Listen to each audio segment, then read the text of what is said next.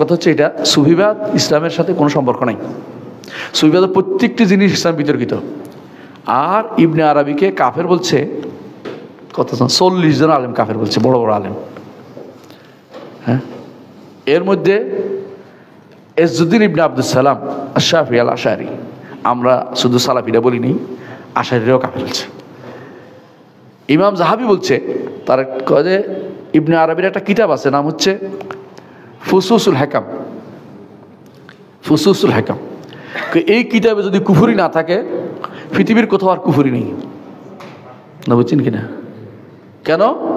এই কিতাবে আল্লাহর শরীয়ত এবং তাকদীরকে এক করে ফেলছে। শরীয়ত এবং কাদের বুঝেন কিনা? শরীয়ত কাদের বুঝেন কিনা? ধরেন বাংলাদেশে গত 18 বছর বা 20 বছর 50 বছর ধরেন মহিলা শাসন করছে, দেখ জায়েজ শাসন ছিল? জায়েজ ছিল? এদের নিকট আল্লাহ যেটা করে এটাই জায়েজ। বুঝছেন কথাটা? কারণ তারা শরীয়ত এবং তাকদীরকে এক করে ফেলছে, যে আল্লাহ না চাইলে হয়েছে নাকি। এটা আর মুশরিকরা এটা বলতো, এটা বলে কাদারিয়া মুশরিকিয়া, বুঝলেন তো?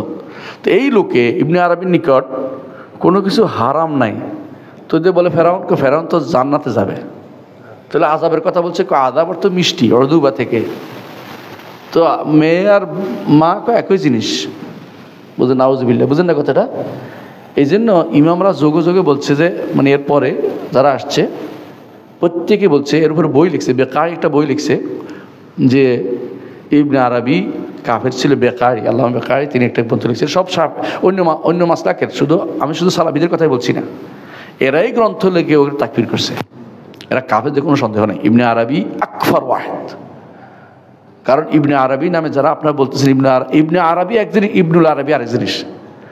যিনি মুফাসসির তিনি না, একজন আছে মুফাসসির আহকামুল কোরআন লেখক, তিনি না, এটা আরেকজন, যে ব্যক্তি তাই বলতে ওকে, যিনি মক্কায় থাকতো কিন্তু মানুষকে পথভ্রষ্টে পথ দেখাতো, তারা দার্শনিক ছিল, দর্শন শাস্ত্রকে করতো।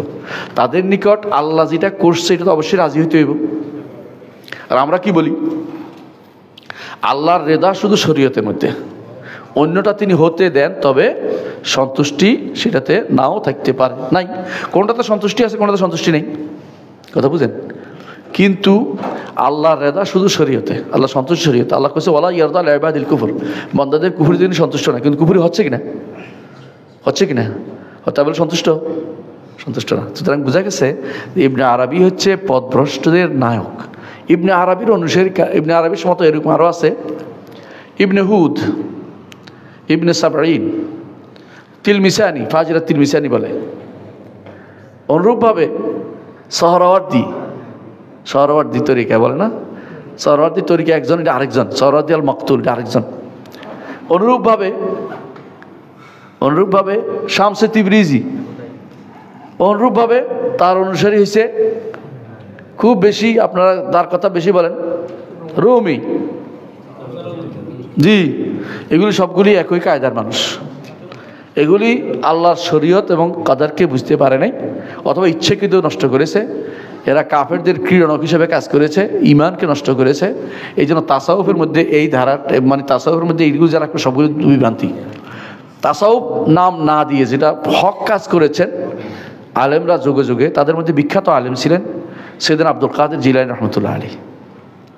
তার কিতাবের মধ্যে যেগুলি আছে এগুলি হক কথাই আছে, কিন্তু মানুষ বানিয়েছে তার নামে মিথ্যা কথা বানিয়েছে।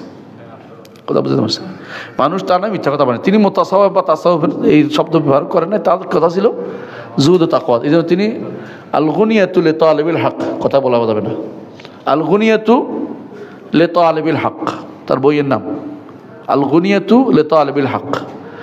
এই বইয়ের মধ্যে আপনি দেখবেন যে তিনি আল্লাহর সিফাত সাব্যস্ত করছে, আল্লাহর নাম সাব্যস্ত করছে এগুলি।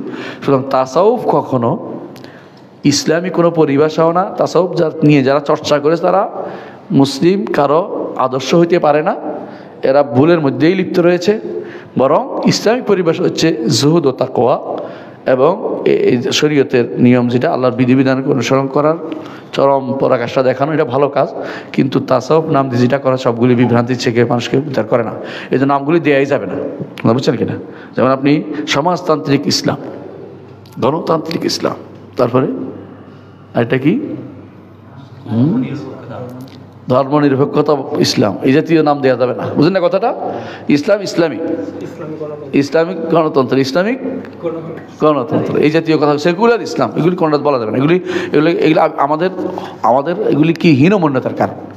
আমরা নিজেদের ইসলামকে নিজেরা যথেষ্ট মনে করছি না, এই জন্য আমরা বিভিন্ন রকমের তথ্য ঢুকার চেষ্টা করছি।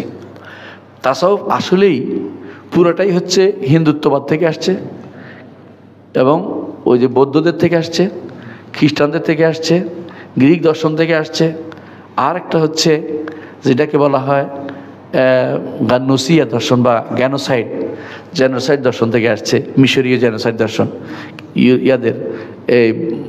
এদের নাম কি, নাসারাদের, খ্রিস্টানদের একটা গোষ্ঠী আছে যারা রাহবানিয়া এখতিয়ার করেছে বা বৈরাগ্যবাদ, ওখান থেকে ঢুকছে। ইসলামী সিস্টেম ইসলামে নাই। ইসলামী বৈরাগ্যবাদ একটা নাম আছে, যে ইসলামের নাম কি, জিহাদ ফি সাবিলিল্লাহ, দুনিয়া ছেড়ে চলে যাওয়া, আমি মরে যাচ্ছি, আখিরাতে যে আল্লাহর জন্য জান দিয়ে দেব সময় মতো, তাহলে তাই বলে নিজে রাস্তায় মরার জন্য না, যখন নিয়ম মোতাবেক জান দেয়া, শরিয়া মোতাবেক, সেটা ইসলামী বলে রাহবানিয়া। এর বাইরে আর কোথাও ইসলামী বৈরাগ্যবাদ নাই। কথা বুঝছেন কিনা? বিয়ে শাদী করবেন না, ঘরে বসে থাকবেন, একবার আল্লাহ আল্লাহ করে মরে যাবেন, এটা শহীদ বলে না। বিয়ে শাদী করবেন, ভবিষ্যৎ প্রজন্ম রাখবেন, দিনের জন্য, আল্লাহর দিনের জন্য কাজ করে যাবেন। আরেকজনকে লালন পালন করবেন, একটা মেয়ে একটা পুরুষকে লালন করবেন, চেষ্টা করবে, এটি হলো কথা। মেয়ে বলে আমি বিয়ে করবো, ছেলেও বিয়ে করবো না, এই প্রবণতা আমাদের যুবকদের মধ্যে খুব বেশি আছে। এর থেকে বেশি বাঁচতে হবে।